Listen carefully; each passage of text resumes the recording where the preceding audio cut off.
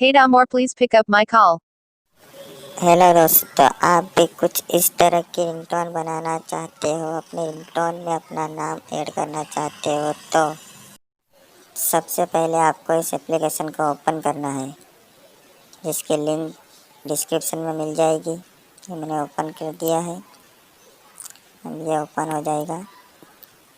ये कुछ एड़ा है, इसे क्लोज कर देंगे। क्रिएट रिंगटोन पे क्लिक करेंगे।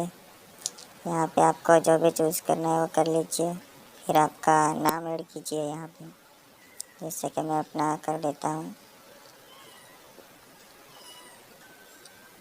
यहाँ पे आपको जो भी बोले रिंगटोन में जो भी सुनना है, वो जो अच्छा लगे वो सिलेक्ट कर सकते हैं। मैं यहाँ पे ये वाला सिलेक्ट करूँगा, please pick up my call. ये नेक्स्ट कर देंगे। अब लैंग्वेज इंग्लिश रहेगी, इंग्लिश को चूज़ करेंगे।